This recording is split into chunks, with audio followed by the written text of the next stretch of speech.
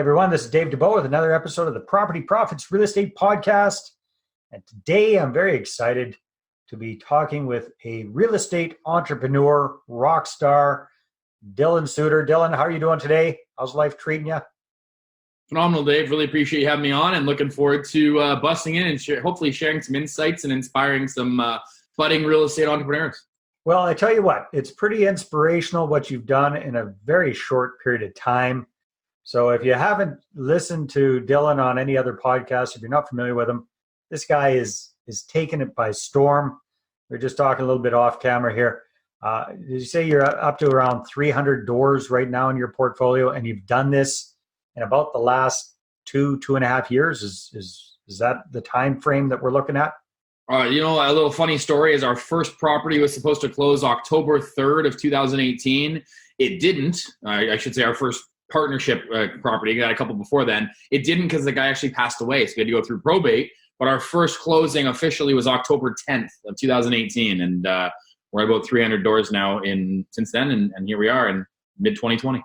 Oh, that's fantastic. So, Dylan, you're not just a real estate entrepreneur, although that seems to be a big part of what you're doing. You're also a realtor as well. You've got your own team of real estate agents. So, tell us a little bit about your background and your journey, and how the hell did you get going so quickly and scaling up so fast with your real estate investments? There's you told me I got 15, 20 minutes to burn through this, so I'll do a really high level overview, and I'm happy to discuss that further with anyone who's interested. However, I come from a background, my mother and father split up at a young age. My mom was very street smart, as we'll call it, and went down the mortgage broker path and had a lot of Scotiabank and the mortgage broker. And my dad was very book smart, as you call it. So he was very good with studying and just never really applied it in the world. And so I had a bit of both. And I kind of say I took the best from both growing up. And I learned more about private mortgages and B lenders. And my mom ended up saying, and went mortgage broker because she couldn't stand me not going to Scotia anymore. But when I knew my dreams and aspirations were to grow a larger portfolio than Scotiabank would like, and I knew it wouldn't fit in that little box, that little bubble, I said, you know what, it's time to explore. So I went on my own and committed to education for about 3 years before I started really going big on real estate investing, and learned a ton and connected with the right people. And here we are, a couple years later and a few hundred doors later. So were you a realtor first or a real estate investor first? Or did they kind of come together at the same time? I stumbled upon being a real estate investor because buying more than one property, 2 or 3 of them, and being a landlord sounded like a really cool idea when I was in my teens. So I stumbled across it initially, spent a few years kind of learning by mistake, doing trial by fire before I jumped into the education piece. And then once I did the education piece, I got my real estate license to represent myself, and then found that I really had a passion for sharing that information with others and kind of helping them create their dreams and make their dreams a reality. All right. So walk us through how the heck in such a short period of time, a couple of years, you started without very many properties and you built up a portfolio of around 300 doors at this time. And one of the things that you've got down here is you didn't use any of your own money, and you've got no money joint venture partners. So I'm trying to get my pea brain around what the hell that exactly means. So why don't you walk us through that? Well, I'm sure you've heard the analogy of the iceberg. And so the top of the iceberg that you're talking about right now is that year and a half, that 2 years of the success piece of things, like actually owning the properties, actually closing on the properties. There's a whole lot under that iceberg that I could go into for hours. But I would say the biggest piece is the knowledge portion of things. And I'm sure RAIN, they talk about time, money, and knowledge. That knowledge piece is something that is very often forgotten about. And as I just mentioned, I spent 3 hours. I've been to a number of your courses. I've been to a number of Stefan's courses. I've been to a number of American courses, Keyspire, all kinds of different things that I've done to these courses to educate myself.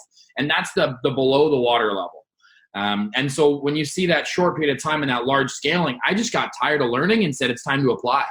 And I found the people I wanted to be in business with, and I got to attribute a lot of my success to one of my largest business partner, Robbie, and just really taking something that he had been developing for a few years prior and just blowing it up. And so when you ask about none of our own like money partners and going into how we do it, well, I have one property that's a 32-unit apartment building that we have a money partner on, and he has a third of the building. That's actually my cousin. But when it comes to the stuff that I have with Robbie, which is about 200 doors of what we have, it's him and I are 50-50 partners on everything that we own, and neither of us have put any of our own capital in. It's all private lenders. And so that was part of the education piece that I did under the iceberg, under the water piece, where I was looking at it and I kept hearing about joint ventures and joint ventures and joint ventures. And I was like, there's got to be another way. Like giving 50% of something to someone just for them to have money involved in it and not to be any, like not a mentor, not a coach, no involvement in that property. It just didn't seem like the only option. And so I said, well, what if I end up finding a way to pay more short term, but have more long term, or to I say it a lot, instead of 1 + 1 = 2, it's 1 + 1 = 11. Like, how do Robbie and I both have the same mindset and the same end goal, and we're committed to getting there no matter what it takes? And so that's the piece that allowed us to scale as quickly, is making sure that instead of having a money partner that maybe their goal is 10 million in holdings or 5 million in holdings or 3 properties, and then having to find more and more money partners, go down the same learning and growth piece, I find one person that I get to grow with through the whole process. And that's really allowed us to continue to grow at such a large pace. So, all right. So you're not using joint venture partners in the sense of the normal use of that term. You're using hard money lenders or private lenders. Is that correct? Yes. So if you don't mind, Dylan, just to kind of again flesh this out a little bit. So let's say you're looking at a single family home. What's the in the markets that you're focusing on, what's the typical price point on the kind of properties you guys are buying? I just finished a call before we got on this call, and I'm not going to say the markets because we've seen drive enough of our own competition in there. But really, what we look at is we have a specific price point in a market for our main market, which is St. Catharines, under $300,000. We buy at $300,000, we renovate for $100,000. It's worth $500,000. Really high level. Yep. So you can look at that and say, okay, well, 400,000 of 500,000 is 80% loan to value. And if I'm going to go and buy for 300,000 and I'm going to buy with a joint venture partner, that person's going to put all the capital in, whether they get an A lending mortgage and cover the cost, or they're going to buy it in cash. They're going to put the 300,000 to buy it in. They're also going to put the 100,000 to renovate it in. We're going to refinance. They get their 400,000 back, and they're sitting on a property that they don't have to manage. They don't have to worry about. They got all their capital back, and they get that asset forever. What we said we were going to do is, instead of paying 2 or 3 or 4% through an A lender or even a B lender, how can we get past the cap of 5 or 7 or 10 or I have to make $1 million a year on paper to be able to continue to have them lend to me? Or one thing we're seeing now is you don't just need to have a bunch of income. You now have to have life insurance, and you have to have a stock portfolio because these banks want you to be diversified. And so it's sitting there going, well, what cap are we possibly going to hit when we get into the 50, the 100, the 200, the $500 million in holdings? You can't just have one asset class if you're sticking to an individual bank. Right. And so what we're doing is now we pay private lenders, instead of paying 2, 3, or 4%, we'll pay 7, 8, or 9%. And then we're paying additional private lenders to lend us at hard money. And that's where it's even a higher interest rate, whether it be second mortgage or it be a promissory note. And then we lever these things over what they would typically be worth, but with the idea of the fact that we're buying for 3, putting 100 in, and now it's worth 5, and the lender gets all their money back with interest. And then once they do, and I heard this when I first got into the education piece, once that lender gets their $400,000 back with their interest, they tell you, I don't want it back. Yeah, exactly. You go find another property because you're my money machine right now. And when you stop borrowing from me, my money machine turns off. And so now we are the guys that are building that money machine. So instead of having a joint venture partner that puts their capital in and shares in the upside, but also the downside, if there's a market shift or anything like that, they get hit by the downside of the after repair value. Well, now they only get the upside of the guaranteed return. So there's a different sense of security for that hard money lender, and knowing I'm going to get 8%, I'm going to get 10%, whatever that may be. And if these guys end up collapsing or something happens, then I get the property. Right. And so there's 2 different options that they have, but most of the time they're going to get their money out of it. Whereas these other lenders that are joint venturing in a traditional form of a money partner, if we refinance the property and we were planning on getting 500, we only get 450, then they don't get their 400 out right away. They have to wait longer for that money to come out. All right. So you're using one lender for the purchase of the property. You're using typically another lender for the renovation of the property. Sounds like you're kind of doing a BRRRR type. You're doing a BRRRR is basically what you're doing, right? So, yeah. Now, the first lender, aren't they typically, are you getting these properties significantly under market value, or are they just basically loaning to you based on the after repaired value? A combination of both. So it depends on, I mean, most of our lending came from one individual broker. And since then, we've actually found a few others that love our model and see what we're doing. And instead of doing a first mortgage rate and then a prom note rate, we'll do a blended rate. So they'll actually say, you know what, the house you're saying is worth $500,000. It's only $300,000 now. I'll register the mortgage at $500,000. So you can't put someone in second position. And that blocks that. And then they'll either do draws on completions or on renovation pieces, or they'll give us 120% loan to value. And if we need additional, we have to go back to them with other collateral, or we'll go back to them, but we've already been registered. We get an appraisal and it says it's now worth $350 and they're willing to lend a little bit more. So there's a couple of options on what that would look like. And I think that's the piece where I like to be creative with, to say, what is a win-win for everyone? How are we going to get the property long-term? How are we going to make the money that we're going to get? And how is that private lender also going to get the return that they're ideally living off of? And a lot of these private lenders, it's their retirement. I had money in my RSP getting 2 or 3 or 4%, but I can self-direct it and lend it to you and get 8 or 9 or 10, and I can retire 3 years faster. Right. And how long are they typically, what's your turnaround time on one of these kind of properties typically, Dylan? It sounds like you got a machine going, but. Yeah, I guess that's also part of the under the water piece that we had to learn while doing it and trial by fire, because we started getting all these corporations. We started adding all these properties to corporations, and our accountant would say, oh, well, you pick the amount of properties you want, but you need to have multiple corporations. And so we ended up going about 20 properties, 15 to 20 properties per corp. Well, the problem would be that if we start filtering 4-week or 6-week cosmetic renovations of a duplex that's already a duplex and we don't have to do any permits on it, 4 to 6 weeks, just clean it up and then refinance it. But we combine that with a full gut, adding a second story on, doing underpinning, repairing foundation work that's going to take 3 months for a minor variance to begin with, plus 6 months of completion. Well, now I have a property that was 6 weeks to completion, and probably was 9 months to completion. So we've always done 1 year term and 1 year loans, but now since we've gone through it a couple of times, we're getting a lot smarter with placement on our corporation of where it goes. So I spend a lot of my time on the back end now saying, okay, well, how long is this renovation? Oh, it's 4 to 6 weeks. Great. Then it's going to be an ABC Corp. Right. Oh, this one requires permits. It's an XYZ Corp. And so we base the corporations on when the refinance is going to come through now. And so we're actually in the process of opening another 10 corporations to ensure that we only have properties that are like terms. So a property in one city the permit is all the same in one corporation. Good problem to have, right? I mean, all this kind of stuff you have to figure out as you go along. Very, very cool, Dylan. I appreciate you kind of painting the picture there.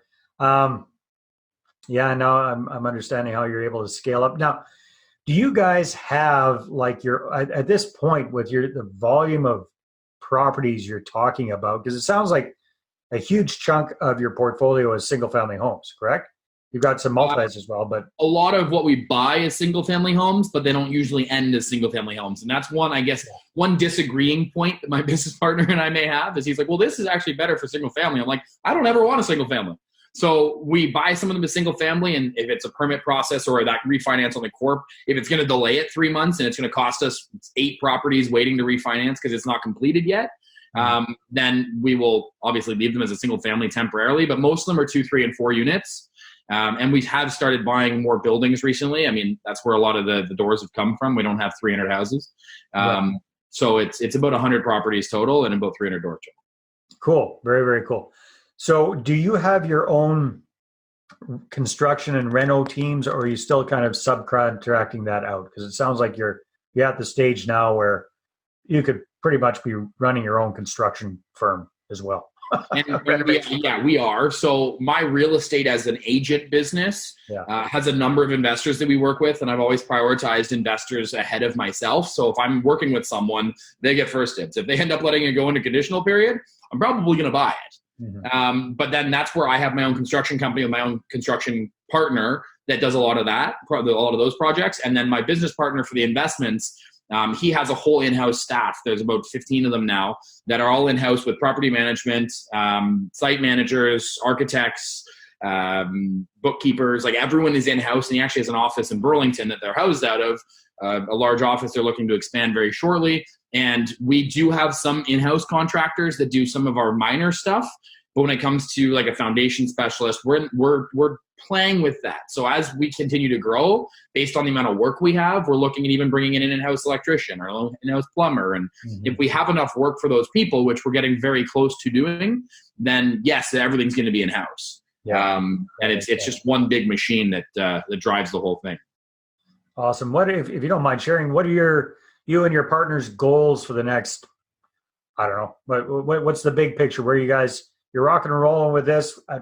Where do you want to get it to? So I was always under the understanding that it was 100 million. And now I'm talking to him and it's now 150 million on the year, which would be, I thought it was 125 more houses and now it's 150 more houses. So he wants to buy and close 150 houses from now. So the end of July to the end of 2020. And then next year's goal will be 250 million. And a 5-year goal will be $1 billion in holdings. So the goal is to have $1 billion in real estate holdings. And what I'm really finding a passion in is buildings. I'm loving going to the larger multis right now, and I'm spending a ton of my time investing into knowledge and understanding on these multis and a lot of connections, because we're not going to do the same model with buildings. But I think that it's going to be a lot easier to get to $1 billion in holdings when we start buying $5 or $10 or $15 million buildings. And one of our mutual friends, Stefan, he actually challenged me this year to buy a 100-unit building. So that's my biggest goal this year personally, is to buy a 100-unit building or bigger. And that's means a lot to me right now. That's awesome. That's awesome. Dylan, if people are wanting to find out more about you, what you're up to, perhaps get some help with finding some properties, because you're into this head on, and you're also a realtor and you help other investors find properties as well. What's the best way for people to connect with you? You can reach out through, obviously, my email address. You can reach out to info@elevationrealty.ca, and I can share that with you if you want to share in the notes. Yeah. You can reach out to us by phone at 905-592-5220, or you can reach out to my office at 905-844-7788. And you can find me on social media, Instagram, Facebook. That will be scaling up as well. And I'd love to have a conversation on either with a wholesaler having off-market opportunities, or sellers looking to clear out inventory, whether it be buildings or a bunch of properties they've had that are underdeveloped, or someone looking to kind of break through to the next level of real estate investing and scale their portfolio, whether it be from 3 to 5 or 5 to 50. So awesome. Very good. Dylan, thank you very much. I appreciate you filling in all the blanks there for us, and congratulations on what you and your partner have accomplished, and all the best. I look forward to seeing where this takes you over the next few years. It's exciting stuff. Thank you very much, Dave. Really appreciate having me on. All right, everybody, take care, and we'll talk to you on the next episode. Bye-bye. Well, hey there. Thanks for tuning into the Property Profits podcast. If you like this episode, that's great. Please go ahead and subscribe on iTunes. Give us a good review. That'd be awesome. I appreciate that. And if you're looking to attract investors and raise capital for your deals, then I'm going to invite you to get a complimentary copy of my newest book, right back there. There it is. The Money Partner Formula. You can get a PDF version at investorattractionbook.com. Again, investorattractionbook.com. Take care.